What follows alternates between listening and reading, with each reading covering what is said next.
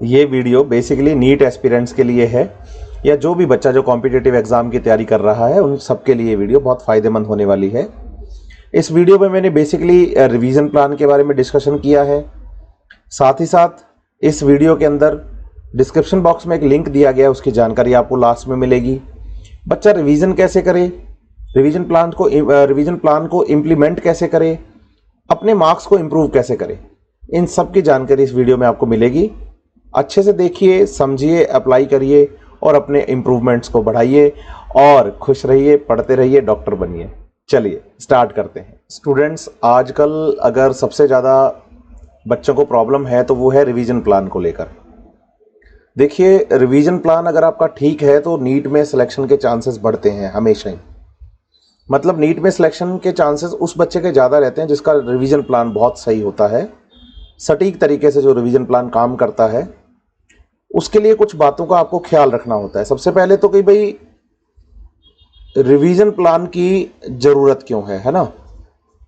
आप बताइए कि करंट टॉपिक से कभी सिलेक्शन नहीं होगा, क्योंकि जो करंट में आपका टॉपिक चल रहा है वो अकेला तो नीट में आएगा नहीं, पहली चीज। हाँ, ये ठीक है कि जो आज करंट में चल रहा है उसे आप ओके रखिए, क्योंकि उसे आप ओके रखेंगे तो फ्यूचर में जाके ये बैक पोर्शन हो जाएगा, ये सही बात है।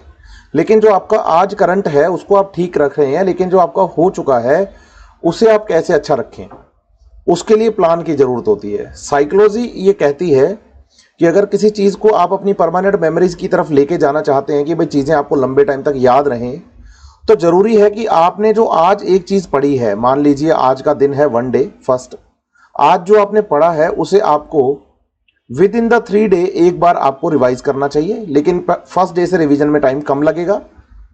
उसके बाद विद इन 7 डेज आपको एक बार ये जरूर करना चाहिए, रिवाइज करना चाहिए। और उसके बाद with in 15 days, 14 to 15 days अगर ये सेट हो जाता है पूरा तो ठीक है। लेकिन अगर फिर भी अगर आपको लगता है कि नहीं अभी टॉपिक में थोड़ी और कमी रह गई है, तो आप 21 डेज में एक बार इसे जरूर रिवाइज करें। रिवीजन प्लान के लिए ये जरूरी है कि आप जो आज पढ़ रहे हैं उसको अगले 3 दिन में एक बार जरूर रिवाइज कर लें, जो आप अगले 3 दिन में पढ़ रहे हैं उसको अगले 7 दिन में एक बार जरूर रिवाइज कर लें। और आप बताइए कि जो आपने 1 घंटा पढ़ने में लगाया है, नेक्स्ट रिवीजन में आपका उसका 1 घंटा नहीं लगने वाला है। इससे चीजें आपकी परमानेंट मेमोरी की तरफ जाती हैं, पहली चीज। दूसरी बात, नीट का स्टूडेंट है, सिलेबस बहुत ज्यादा है, तो उसे कैसे वो रिवाइज करे, क्योंकि अभी जो टाइम आ रहा है, दीपावली का टाइम आएगा, अब से बच्चे पे टेस्ट का जो सिलेबस है, दीपावली से पहले ज़्यादातर जगहों पर जो टेस्ट लिए जाते हैं उसमें ज़्यादा पूरा सिलेबस जो आपका आज तक हुआ है उसको कवर करने लगते हैं। तो बच्चा कहता है कि सर टेस्ट के सिलेबस को मैं रिवाइज कैसे करूं। मैं 2 अलग अलग बातें कर रहा हूं यहाँ पर। पहले मैं आपको टेस्ट का जो सिलेबस है, दीपावली से पहले या दीपावली के बाद जो आपका टेस्ट होगा उसे आप कैसे रिवाइज करें। फिर उसके बाद हम आएंगे मेजर टेस्ट की तरफ कि भाई उनका रिविजन कैसे किया जाए। सबसे पहले आप अपने टेस्ट को लेकर देखिए कि जो आपका टेस्ट का सिलेबस होगा उसे आप लिख लीजिए अलग अलग, कि फिजिक्स में, केमिस्ट्री में और बायोलॉजी में कौन कौन से चैप्टर्स आ रहे हैं। उन चैप्टर्स के या टॉपिक्स के आप नाम लिख लेते हैं। ऐसा ही आप फिजिक्स के साथ करते हैं, ऐसा ही आप केमिस्ट्री के साथ करते हैं और ऐसा ही आप बायोलॉजी के साथ करते हैं। करना बेसिकली आपको ये है कि यहाँ इस बात का ख्याल रखिए कि फिजिक्स, केमिस्ट्री और बायोलॉजी में आप इन्हें ईजी, मीडियम और टफ की कैटेगरीज में डिवाइड कर लीजिए। केमिस्ट्री के अंदर भी ऐसा ही करना है कि जो टॉपिक आता है वो बहुत इजी है, जो कम आता है एक बार पढ़ने की जरूरत है वो टफ मतलब मीडियम है, और जो बिल्कुल नहीं आता वो हमारे लिए टफ है। ऐसा कई टॉपिक्स में हो जाता है बच्चे के साथ कि यार ये सर समझ में नहीं आया है। बायोलॉजी में ज़्यादातर टॉपिक बच्चे के मीडियम और इजी ही होते हैं, उसमें टफ वाला कॉन्सेप्ट बैठता नहीं, क्योंकि वो कहता है कि एक बार पढ़ूंगा तो तैयार हो जाएगा। तो आपको मैं बता दूं कि आप अगर टफ वाली कैटेगरी देखेंगे तो आपका सिलेबस केवल 10 से 15% ही होगा, है ना। अगर आप इजी वाली कैटेगरी देखेंगे तो ये आपका 25 से 35% सिलेबस होगा टोटल में से। लेकिन अगर आप मीडियम वाली कैटेगरी देखेंगे तो ये सबसे ज़्यादा आपका सिलेबस इसी में आने वाला है। मैं आपको बता दूं कि भाई 60% के अप्रॉक्सीमेटली ये सिलेबस बैठता है हमेशा। ठीक है, तो अब इनको रिवीजन करने के लिए आपको जाना है। अब बच्चा क्या करता है, यहां पर एक सबसे बड़ा ब्लंडर कर देता है, वो शुरुआत कर देता है उस टॉपिक से जो उसको नहीं आते हैं। वो सोचता है कि यार जो आता है वो तो मैं कर लूंगा, जो कम आता है उसको मैं पढ़ लूंगा, लेकिन जो नहीं आता मैं उस पर पहले जाऊं। यहां वो गलती कर देता है। अब टफ वाला पोर्शन अगर आप पहले उठा लेते हैं बच्चे, तो उसे करने में लगता है टाइम, और बच्चे का कॉन्फिडेंस लेवल यहीं से लूज हो जाता है। आपको क्या करना चाहिए, अपने इजी पोर्शन को सबसे पहले रिवीजन में रखना चाहिए। इजी पोर्शन जो आपको आता है उसकी थ्योरी कभी रिवाइज नहीं करनी चाहिए, डायरेक्ट आपको इसके क्वेश्चंस की प्रैक्टिस करनी चाहिए, क्वेश्चंस की प्रैक्टिस करनी चाहिए। उसके बाद आप आइए मीडियम पोर्शन पर। मीडियम पोर्शन को एक बार आप रीड करिए और रीड करने के बाद इसके क्वेश्चंस लगाइए। क्वेश्चन प्रैक्टिस करना बहुत जरूरी है। और उसके बाद आप, अगर आपके पास टाइम बचता है तो आप टफ वाली कैटेगरी को लीजिए। मतलब 10 से 15% सिलेबस जो कि मुझे नहीं आता है, मेरी टफ कैटेगरी का है, उसके चक्कर में मैंने 85 to 90% सिलेबस जो होता है बच्चे उसको अफेक्ट कर देता हूं। सबसे पहली तो ये आप प्रॉब्लम थोड़ा सा सॉल्यूशन इसका रखिए। दूसरी बात कि अगर आप रिवीजन अपना अच्छा रखना चाहते हैं बच्चे, तो आपका टाइम मैनेजमेंट बहुत सही होना चाहिए। टाइम मैनेजमेंट की अगर मैं बात करूंगा तो मैं आपको ये जरूर कहूंगा कि भाई बच्चा क्लासरूम में जा रहा है, बिल्कुल जा रहा है, तो मैं कहता हूं कि 6 आवर उसकी रोज की क्लासेस रहती हैं। बच्चा कहता है यस 6 आवर मेरी क्लासेस होती हैं, 6 घंटे की क्लासेस हैं। अब इन 6 आवर की क्लासेस के बाद आप ये देखिए कि आपको 7 आवर्स नींद लेनी है, सोना है कंटिन्यू। 7 घंटे नींद लेने का मतलब ही कभी नहीं होता कि 3 घंटे एक बार, 4 घंटे एक बार, नहीं, 2-2 घंटे के 3, बिल्कुल नहीं। आपको 7 घंटे लगातार नींद लेनी है, तभी आप जाके बच्चे बहुत अच्छे से हो पाएंगे, अपना दिमाग मेंटली स्टेबल रह पाएगा आपका। ठीक है, तो ये हुए जी 13 घंटे। ठीक है, इन 13 घंटों में से 2 घंटे मैं बच्चे को अपने खुद के कामों के लिए देता हूं। पर्सनल वर्क है, दोस्तों को टाइम देना है, कोई अपनी हॉबी है उस पर काम करना है, अपने घर वालों से बात करनी है, तो हो जाते हैं 15 आवर्स। 15 आवर्स। अब 24 आवर्स का टोटल डे है आपके पास, उसमें से आपके पास 9 आवर्स बचते हैं।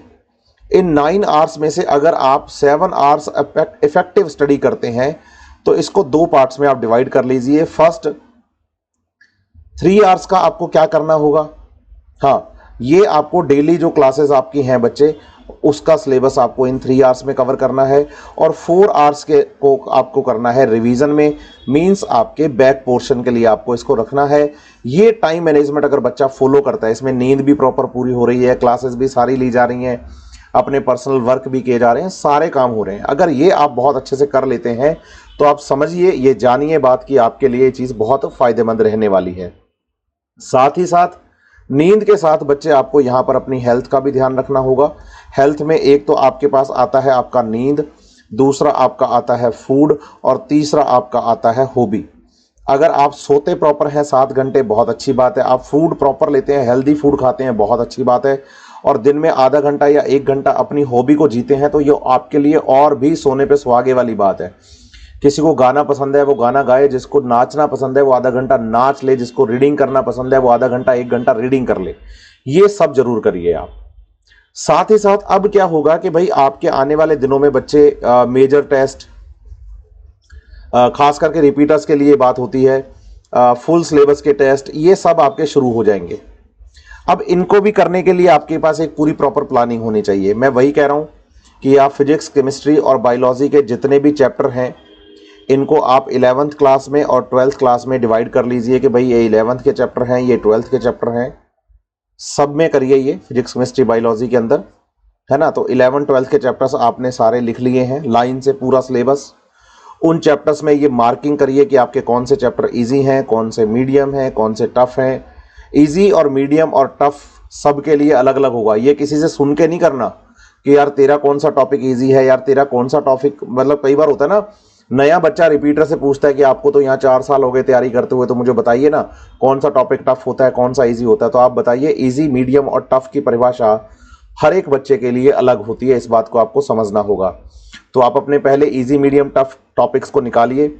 रिवीजन के दौरान आप पर डे जो रिवीजन कर रहे हैं बच्चे, उस रिवीजन के दौरान सबसे पहले आपको फर्स्ट नंबर से इजी टॉपिक्स को उठाना चाहिए। इसमें थ्योरी नहीं, आपको सीधा ही क्वेश्चन प्रैक्टिस पे जाना चाहिए। क्वेश्चन प्रैक्टिस करते टाइम आपको क्वेश्चंस जो भी आपने लगाए हैं उनका इवैल्यूएशन करना जरूरी है कि आपने राइट कितने क्वेश्चन किए, आपने रॉन्ग कितने क्वेश्चन किए, और आपने कितने क्वेश्चन छोड़ दिए। और जो क्वेश्चन आपके रॉन्ग हो गए और जो आपने छोड़ दिए हैं, उन क्वेश्चंस को आप अपनी थ्योरी से मैच करिए कि बेसिकली आपने यहाँ क्या गलती करी है। क्योंकि ह्यूमन माइंड ऐसा सेट है बच्चे कि वो गलतियों से सीखता है। जब ये पोर्शन आपका लगभग कंप्लीशन पर आ जाए तो उसके बाद फिर आप मीडियम की तरफ चलिए। सेकंड नंबर पे आपको मीडियम पोर्शन की तरफ चलना है। इसमें आपको पहले थ्योरी को रिवाइज करना है, लेकिन थ्योरी का रिवीजन यहाँ फास्ट रीडिंग या रिवीजन होना चाहिए, और उसके बाद फिर आपको इसके क्वेश्चंस लगाने चाहिए। मतलब आप टारगेट रखिए कि आज अगर मैं थ्योरी पढ़ रहा हूं किसी चैप्टर की, तो अगले दिन में अल्टरनेट डेज पे चलिए कि आज जिस चैप्टर को मैंने पढ़ा है उसके अगले दिन मैं क्वेश्चंस लगाऊंगा। ये चलिए, तो इजी वाला पोर्शन आपका जल्दी हो जाएगा, मीडियम वाले में थोड़ा टाइम लगेगा। और जब आप बच्चे ये लगभग अपना 80% सिलेबस कवर कर लेंगे तो आपका कॉन्फिडेंस लेवल बहुत बूस्टअप हो जाएगा, और आपको लगने लगेगा कि यार ये तो बहुत ही सही हो गया, अब तो थोड़ा सा सिलेबस बचा है, मैं कवर कर लूंगा। तो बचा हुआ जो 10, 15, 20% सिलेबस आपका टफ वाला होगा बच्चे, आप तो जल्दी कर पाएंगे, क्योंकि आप अपना कॉन्फिडेंस लेवल लूज नहीं कर रहे हैं। एक चीज। दूसरी बात, बच्चा कहता है सर आपने सारी बातें बताई, मैंने ध्यान से सुनी, अब मुझे बताइए कि मैं शुरुआत कहां से करूं, मेरा तो कॉन्फिडेंस लेवल ही बड़ा डाउन हो गया है, मुझे लगता है कि मैं शुरुआत नहीं कर पा रहा हूं। तो आप सबसे पहली शुरुआत अपने रूम से करिए, और रूम के अंदर भी अपनी शुरुआत अपनी स्टडी टेबल से करिए। आपको कुछ नहीं करना, अर्ली मॉर्निंग जब आप उठते हैं या पढ़ने बैठते हैं, या सुबह की आपकी क्लासेस हैं, दोपहर के टाइम पे जब आप वापस आते हैं रूम में और खाना खा के सोते हैं 1 घंटा आधा घंटा रेस्ट के बाद, आप सबसे पहला काम करिए कि अपनी स्टडी टेबल को अरेंज करिए, स्टडी टेबल को रीअरेंज करिए। गीला कपड़ा, सूखा कपड़ा, वहां से डस्ट को हटाइए, किताबों को सेटल करिए, जो फैला हुआ है वो सब अपनी स्टडी टेबल का ठीक कर दीजिए। फर्स्ट टास्क आपका ये होना चाहिए। इसको सही करने के बाद आप अपने सेकंड टास्क पे आइए, आप अपने रूम को साफ कर दीजिए, रूम को साफ कर दीजिए, पूरा रूम आपका जो है वो क्लीन करिए आप। जब आप ये दोनों चीजें क्लीन कर लेंगे तो आपको थोड़ा सा कॉन्फिडेंस लेवल अपना बूस्ट अप होता हुआ दिखेगा। अपनी आसपास की चीजों को अच्छा रखिए, पॉजिटिविटी ज्यादा बढ़ेगी आपके पास। 2 काम हुए। तीसरे काम में क्या करना है कि भाई आप अगर, कई बार होता है कि मम्मी पापा से बात करते टाइम थोड़ा मन खराब हुआ है, या मम्मी पापा के साथ थोड़ा सा गर्मा गर्मी में बात हो जाती है, भाई बहन से कोई ना कोई बहस हो जाती है किसी बात पे, किसी दोस्त से आपकी बहस हो गई है, तो जब भी आप उनको मिलें, जब भी आप उनसे बात करें, ऐसा नहीं कि उसी दिन बात करनी है, लेकिन आप दिमाग में रखिए कि नेक्स्ट टाइम जब भी मैं बात करूंगा तो आगे चल के उनसे सॉरी बोलिए, आप सॉरी बोलिए। क्योंकि ह्यूमन माइंड क्या करता है बच्चे, बहुत सारी चीजों को लेकर ना, नेगेटिविटी को लेकर सोचता रहता है, उसे ये लगता रहता है कि यार मैंने उसके साथ ये गलत कर दिया। अब वो अंदर से गिल्ट फील कर रहा होता है कि मैंने मम्मी पापा के साथ थोड़ा सा बदतमीजी से बात कर ली, मैंने मेरी बड़ी बहन मेरे बड़े भाई के साथ थोड़ा बदतमीजी से बात कर ली, मुझे मेरे दोस्त के बारे में ऐसा नहीं, मेरे दोस्त के साथ ऐसा नहीं करना चाहिए था। तो आप अपने दिन की शुरुआत किसी भी दिन जब भी आप उनसे बात करें, रैंडमली उनका फोन आ जाए या आप करें, सडन करने की जरूरत नहीं है बात ये, लेकिन जब भी आप उनसे मिले आप उनसे सॉरी बोलिए। आप चीजों को जितना सुलझाते जाएंगे ना बच्चे, आप अपनी लाइफ में उतने पॉजिटिव होते जाएंगे, और जितने ज्यादा आप अपनी लाइफ में पॉजिटिव होते जाएंगे, चीजें आपके लिए और भी अच्छी होती जाएंगी। ध्यान रखिए, खुश रहिए, नींद पूरी रखिए, खाइए अच्छे से, और अच्छा खाइए, हेल्दी खाइए। खाना आपकी जिंदगी के लिए जरूरी है, नींद आपकी जिंदगी के लिए जरूरी है। अपनी हॉबी, आप रनिंग करना पसंद करते हैं, आप नाचना पसंद करते हैं, नाचना गाना पसंद करते हैं, आप सब करिए बच्चे। ये चीजें आपका कॉन्फिडेंस लेवल हमेशा बढ़ाती है। और अगर आप बहुत टाइम से लगातार पढ़ रहे हैं तो आप ब्रेक भी ले सकते हैं। ब्रेक लेना कभी बुरी बात नहीं होती, लेकिन ब्रेक लेना मतलब अगर आपने 1 दिन का ब्रेक सोचा है तो ब्रेक 1 दिन का ही होना चाहिए। ऐसा नहीं कि वो 10 दिन का ब्रेक हो जाए, वो 1 हफ्ते का ब्रेक हो जाए, फिर आपकी कंटिन्यूटी टूट जाती है। ब्रेक्स बुरे नहीं होते हैं, इस बात का आप ख्याल रखिए। रिवीजन प्लान प्रॉपर बनाइए। इस वीडियो को आप अपने दोस्तों के साथ ज़्यादा से ज़्यादा शेयर करिए, जो नीट की तैयारी कर रहे हैं, किसी कॉम्पिटिटिव एग्जाम की तैयारी कर रहे हैं। उनको ये बात समझना बहुत ज़रूरी है, क्योंकि स्टूडेंट्स का कॉन्फिडेंस लेवल अगर हाई रहता है तो बहुत अच्छा करते हैं। अब रिवीजन प्लान को लेकर थोड़ी सी प्रॉब्लम रहती है बच्चे को कि यार कोई देखने वाला होना तो मजा आ जाए। रिवीजन प्लान में उनको ये प्रॉब्लम रहती है कि अगर मेरे प्लान को, पूरे प्लानिंग को कोई देखने वाला होना तो मजा आ जाए। तो मैं यहां एक बात आपसे क्लियर करना चाहूंगा कि आप रिवीजन प्लान के लिए एक अच्छा बंदा अपॉइंट कर सकते हैं अपनी लाइफ में फ्री ऑफ कॉस्ट। जैसे वो आपकी मदर हो सकती है जो रोज आपका टास्क देखेंगी, आपके फादर हो सकते हैं, आपकी सिस्टर, आपका ब्रदर, आपके दोस्त। आप दोस्तों में इंटरचेंज कर सकते हैं कि तेरा टास्क मैं चेक करूंगा, मेरा टास्क तू चेक करना। अगर आपके मेंटली ये स्ट्रेस रहेगा आपके दिमाग में कि यार आज मेरा टास्क चेक होना है, उसके सामने मेरी बेइज्जती हो जाएगी, तो आप जरूर इस बात का ख्याल रखिए कि एक आप अपना टास्क चेक करने वाला पर्सन जरूर रखिए।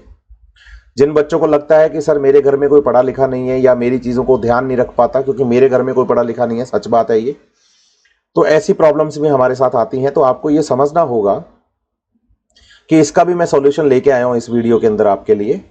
आप ध्यान रखिएगा कि इस वीडियो के लास्ट में जब आप खत्म करेंगे तो डिस्क्रिप्शन में आप जरूर देखिए, आपको लिंक मिलेगा गूगल फॉर्म का। आप उस गूगल फॉर्म को डेली भर सकते हैं, डेली फिल करिए, मेरे पास रिपोर्ट आएगी। पर वीक आप मुझे कॉल करके या मैसेज करके अपनी रिपोर्ट मांग सकते हैं कि सर मैंने कितना रिवाइज कर लिया, कितने टॉपिक कर लिए।